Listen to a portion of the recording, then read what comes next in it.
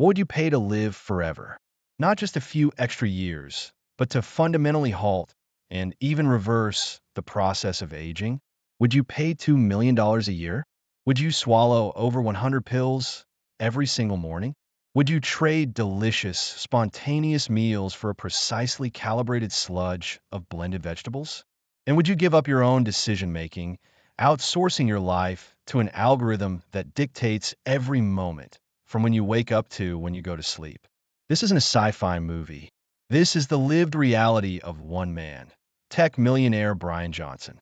He calls himself the world's most measured human, a professional rejuvenation athlete on a singular mission. And that mission is simple, audacious, and a little terrifying. Don't die. He's been called a visionary, a pioneer, a genius. He's also been called a narcissist, a biohacker gone mad, the embodiment of tech bro hubris. But whatever you call him, you can't ignore him. His experiment, Project Blueprint, is one of the most extreme and fascinating attempts at radical life extension ever undertaken. In this episode, we're going to separate the man from the myth and the science from the spectacle. We're diving deep into the mind of Bryan Johnson, exploring his shocking journey from devout Mormon missionary to an anti-aging icon. We'll break down his manifesto, Don't Die, and ask the hard questions. Is this a revolutionary blueprint for the future of humanity? Or is it a dangerous, multi-million-dollar vanity project that's completely out of reach for the rest of us? To understand Project Blueprint, you first have to understand the man who became its first and only subject. Bryan Johnson's story is a series of radical transformations. Before he was the chiseled, ageless avatar we see on YouTube, he was something else entirely, a devout Mormon missionary. Believe it or not, in his late teens and early 20s, Johnson spent 2 years in Ecuador, living a life of strict religious discipline. It's a fascinating starting point, a life already built on rules, sacrifice, and a belief in a higher purpose. But that path wasn't his final destination. He eventually left the church, a move he said was incredibly difficult and socially isolating, and pivoted into the world that would make him a millionaire. He founded a payment processing company called Braintree. You might not know the name, but you definitely know its customers, companies like Uber and Airbnb.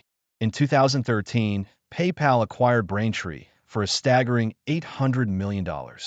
Bryan Johnson had made it. He had the money, the success, the classic Silicon Valley dream. But internally, he was falling apart. He's been very public about this period of his life. He describes himself as being overweight, depressed, and on the verge of burning out. The stress of running his company had driven him to unhealthy habits. He personifies this version of himself as Evening Bryan, a creature of impulse who would binge on junk food and make poor choices, effectively sabotaging Morning Bryan's good intentions. He came to a stark conclusion. His mind and body were actively working against his own survival. He saw the standard process of aging not as natural, but as a form of self-aided destruction. This is where his philosophy shifts. He didn't just want to be healthier. He wanted to solve the problem of human fallibility. This led him to what he calls his zeroth principle. We've all heard of first principles thinking, breaking a problem down to its most basic truths. Johnson's zeroth principle goes a step further. It's about aiming for a goal that no one else can even see, a goal that redefines the entire game. For him, that goal became defeating death itself. With his millions, he didn't just buy a yacht or a mansion in the traditional sense. He transformed his Venice, California home into a state-of-the-art medical clinic, staffed by a team of over 30 doctors and specialists. This is the headquarters for Project Blueprint. Of course, a figure this extreme doesn't exist without controversy. Reports have surfaced about his workplace culture, with former employees mentioning extensive NDAs that covered his unconventional lifestyle, including, allegedly, his habit of walking around with little clothing.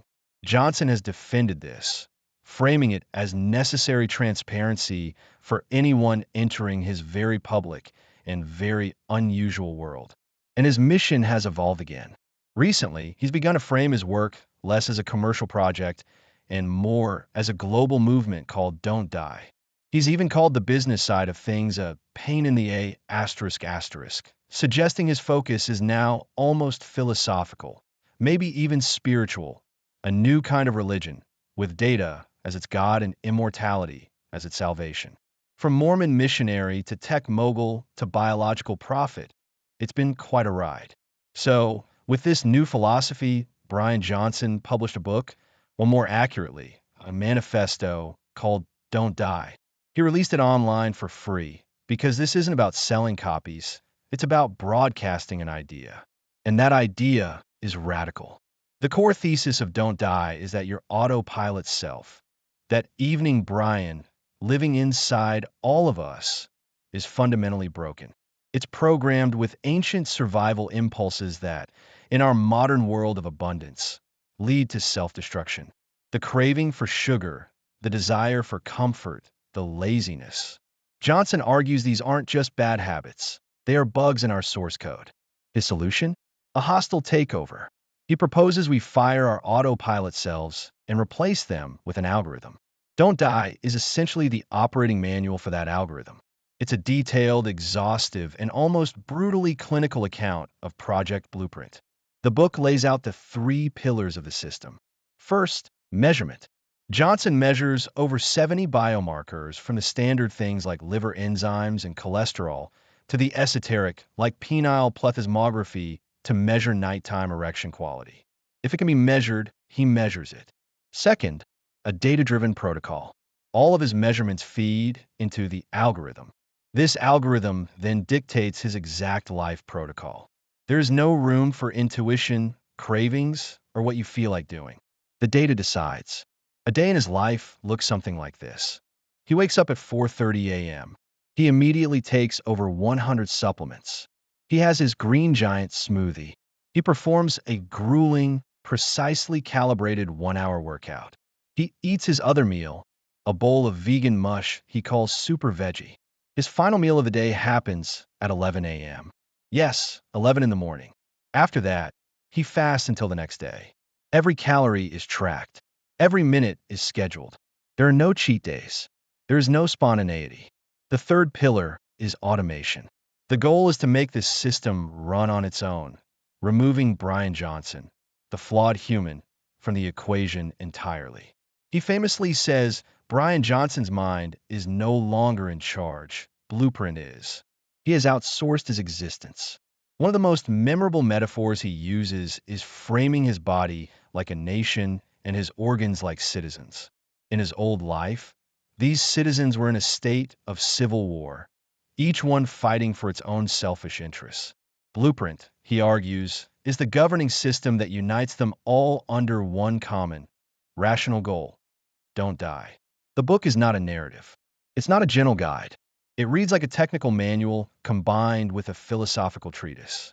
It's stark, repetitive, and filled with data tables and lists of supplements. But its power lies in that starkness. It's a declaration that the human body isn't a mysterious temple. It's an engineering problem waiting to be solved. So, is this blueprint a masterpiece or a mistake? Let's break down the good, the bad, and the deeply speculative.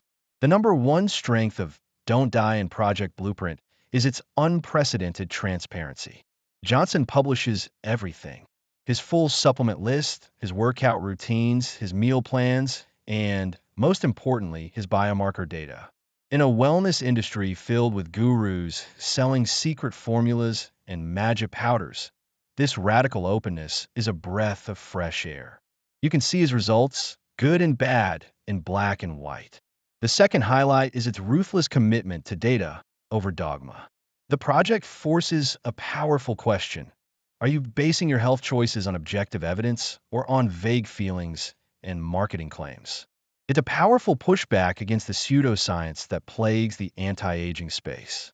But the critiques are just as powerful. The most obvious one is that this project is wildly extreme and inaccessible. The estimated $2 million annual cost puts it in a universe of its own. This isn't a blueprint for humanity.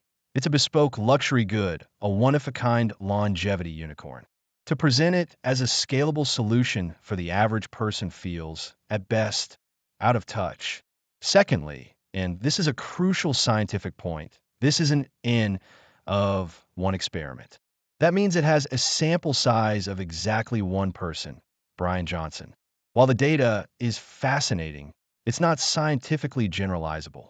What works for a 40-something male tech millionaire from Utah may not work for anyone else. It's an anecdote, albeit the most well-documented anecdote in human history. And finally, there's a serious critique to be made about the potential for psychological harm. The obsessive focus on micromanaging every single aspect of health is a textbook definition of orthorexia, an unhealthy obsession with healthy eating and behavior. The lifestyle is profoundly isolating. By silencing Evening Bryan, the impulsive, messy human part himself, what is being lost? Is a life without spontaneity, shared meals, or a simple piece of birthday cake? Even with a few extra decades, a life well lived? The book doesn't really grapple with that question. Okay, let's get down to the science. Is there any real, evidence-based method to Johnson's madness? The answer is a classic yes, but let's look at three claims. First, the foundation. Many individual components of Project Blueprint are grounded in solid, mainstream science. For example, he eats a specific mix of vegetables, including lots of broccoli, to get compounds like sulforaphane, which has been shown in studies to have anti-inflammatory and cancer-fighting properties. He prioritizes sleep, which is arguably the single most effective health intervention anyone can do. His exercise routine includes a mix of cardio and resistance training, the benefits of which are undisputed.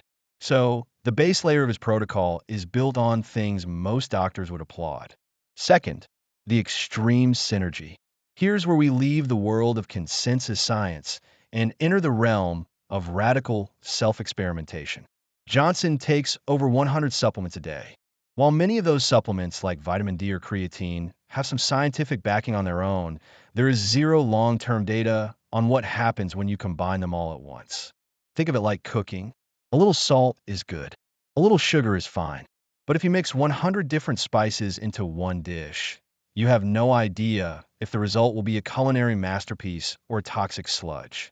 He is testing a hypothesis on himself that no ethics board would ever approve for a clinical trial. Third, the failed experiments. This is where Johnson actually earned some scientific credibility back. The most famous example is the young plasma transfusion. For a time, he was receiving plasma infusions from his teenage son, based on some speculative animal studies suggesting it could have rejuvenating effects. It was a huge media story. But after months of tracking his biomarkers, Johnson publicly announced he was stopping the practice because, in his words, he found no benefits detected. This is huge. In a field where people cling to hope and hype, he followed his data and admitted failure. It shows a commitment to the process, not just the desired outcome. So the verdict is mixed. The foundation is scientific, the execution is speculative, but the commitment to data is surprisingly rigorous. So, after all this, what should we make of Bryan Johnson and his book Don't Die? First, is the book worth reading? I'd say yes, but with a major warning label. Do not read it as a practical how-to guide. You cannot, and probably should not try to replicate Project Blueprint. Instead, read it as a philosophical document. It's a fascinating, if unsettling, glimpse into a possible future where humanity tries to engineer its own evolution. Is Bryan Johnson a trustworthy source? This is the tricky part. I believe he is trustworthy in his own data. He is transparent about his methods, his costs, and even his failures. He isn't hiding the ball. However, that doesn't make him a guru we should all follow. He is an outlier, an explorer charting a bizarre and lonely territory. He is the test subject, not the teacher. Ultimately, Project Blueprint serves as a powerful mirror. It reflects our deepest hopes about conquering aging and our deepest fears about what we might lose in the process. Johnson has outsourced his life to an algorithm to silence the flawed, impulsive human within. He's waging war on Evening Bryan. But that raises a final, crucial question for all of us. What does it mean to live well? And in our quest to defeat death, what essential parts of our humanity, our spontaneity, our joy, our beautiful, messy imperfections, are we willing to sacrifice? Thanks for listening. We'll see you next time as we continue to explore the frontiers of longevity.